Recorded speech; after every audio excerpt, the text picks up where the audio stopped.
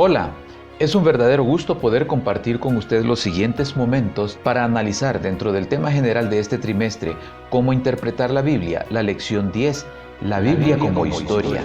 El versículo para esta semana lo encontramos en Éxodo 22 y Deuteronomio 5:6.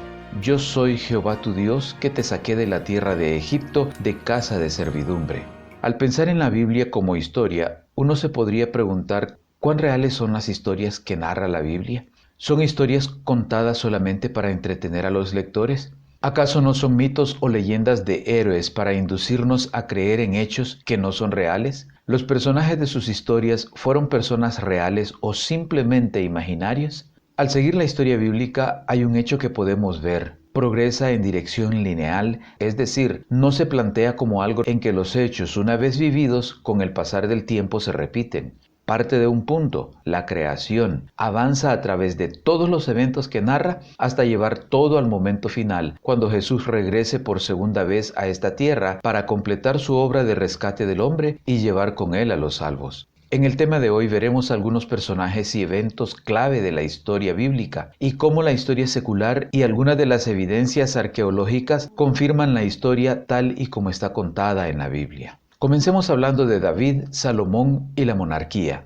De acuerdo a la historia bíblica, el reinado de David y el de Salomón representan la edad de oro de Israel. Pero, ¿y qué tal si David y Salomón no existieron? Hay quienes creen eso. Si estos dos personajes no existieron y solo son algo así como una leyenda, no existiría Jerusalén, no se habría construido el templo, ni siquiera habría un Mesías que, de acuerdo a la narración bíblica, es del linaje de David. El hecho de que David y Salomón existieron, tal como lo narra la Biblia, da a Israel y a la Iglesia en la actualidad su función y su misión. Y es que hay historias en la Biblia que pueden parecer fantasiosas para algunos, como la historia de David y Goliat, por ejemplo, que se narra en el primer libro de Samuel, el capítulo 17, que de paso le invito a que la lea completa en su Biblia.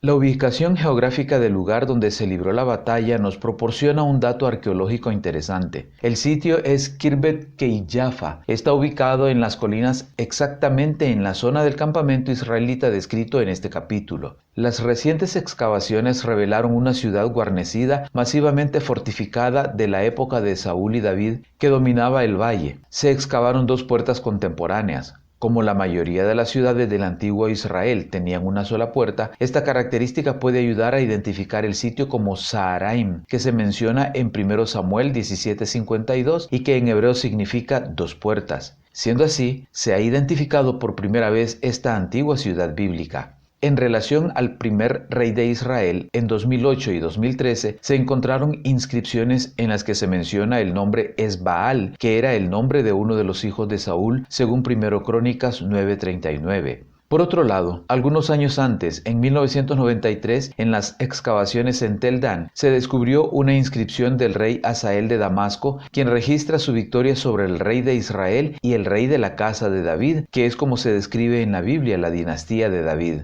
Encontramos que la arqueología confirma lo que dice la Biblia. Pensemos ahora en Isaías, Ezequías y Senaquerib. En Isaías los capítulos 36 y 37 se nos narra la historia de cuando Senaquerib en el 701 a.C. subió contra Judá, que tenía por rey a Ezequías, y cómo Dios los libró de manera milagrosa. El mismo Senaquerib lo registra en sus análisis históricos descubiertos en la ciudad de Nínive, donde alardea diciendo 46 de sus fuertes ciudades amuralladas e innumerables pueblos más pequeños en los alrededores sitié y conquisté. En su palacio en Nínive celebró su derrota de la ciudad judía de Laquis, cubriendo las paredes de una sala central del palacio con representaciones en relieve del asedio y la batalla contra la ciudad. La arqueología nos confirma en las excavaciones de Laquis que se han descubierto los escombros de destrucción masiva de la ciudad después de que Senaquerib la incendiara. Jerusalén fue salvada milagrosamente, así que Senaquerib solo puede presumir. En cuanto a Ezequías el judío, lo encerré en su ciudad como un pájaro en una jaula. No hay ninguna descripción de la destrucción de Jerusalén y no se relata que los cautivos hayan sido tomados como esclavos. Esto porque aunque Jerusalén fue sitiada, como nos narra la Biblia, el asedio duró solo un día, ya que el ángel del Señor libró a Jerusalén, tal como lo había predicho Isaías en el capítulo 37 de su libro, en los versículos 33 al 35. Aquí encontramos algo muy importante que debemos observar y tener muy en cuenta. Dios actúa en la historia. Consideremos ahora a Daniel, Nabucodonosor y Babilonia. En julio de 2007, un académico de la Universidad de Viena estaba trabajando en un proyecto en el Museo Británico cuando encontró una tablilla de la época de Nabucodonosor, rey de Babilonia. En la tablilla encontró el nombre Sarsequim, el nombre de un funcionario babilónico mencionado en Jeremías 39:3. Sarsequim es uno de los tantos reyes y oficiales que, gracias a la arqueología, se han redescubierto desde la época de Daniel y Nabucodonosor. Daniel, de acuerdo a la historia bíblica, fue llevado como cautivo a Babilonia. Estando allí, se propuso mantenerse fiel a Dios. Esto trajo como resultado que Dios le concediera un pensamiento claro, sabiduría y entendimiento. Estas cualidades lo llevaron a ocupar puestos encumbrados en el reino de Nabucodonosor. Pero lo más importante es que lo que Daniel hizo dio lugar a la conversión del mismo rey Nabucodonosor.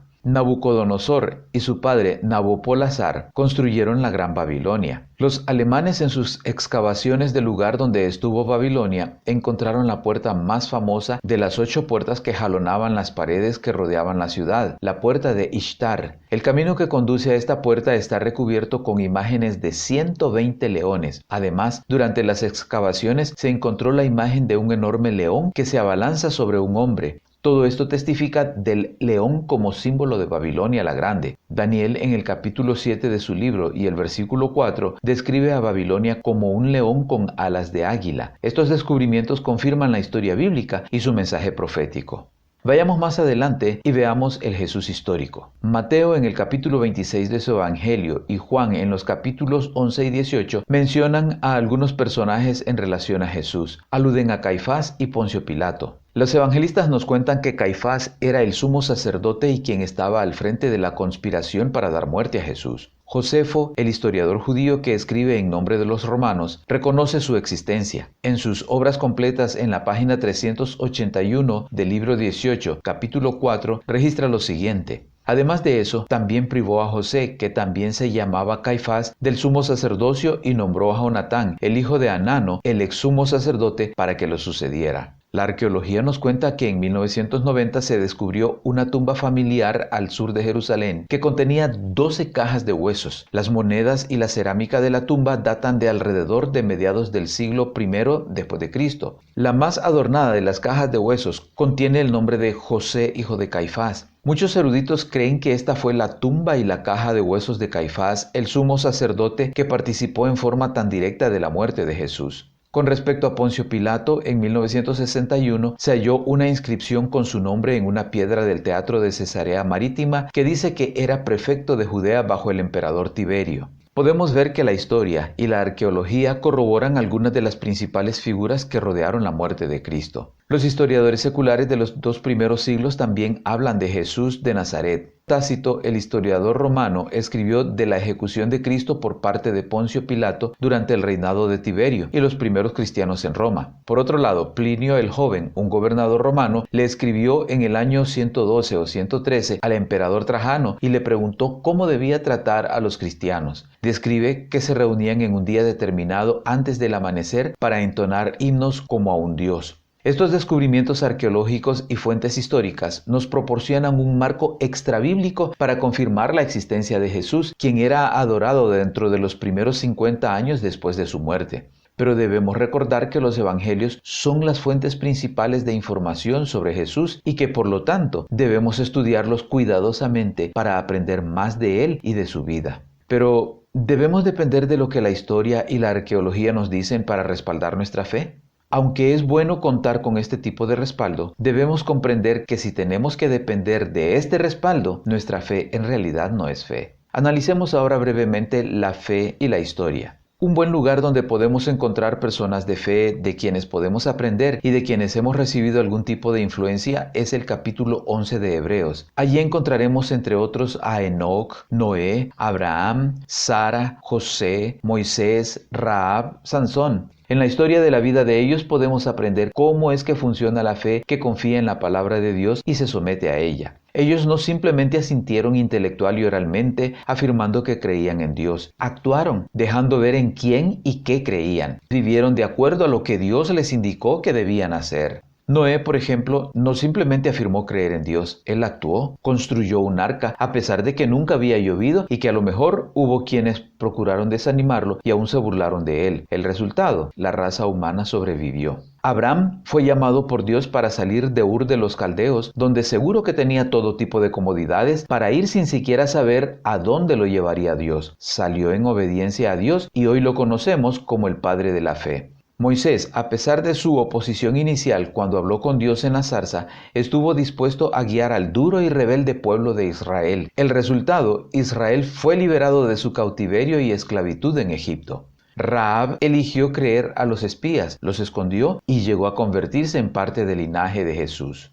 Estos personajes convirtieron su fe en acción y permitieron a Dios hacer de ellos instrumentos que contribuyeron a cumplir los propósitos de Dios en la historia. Sus decisiones han influido en la vida de incontables personas y continuarán haciéndolo hasta que termine la historia de este mundo.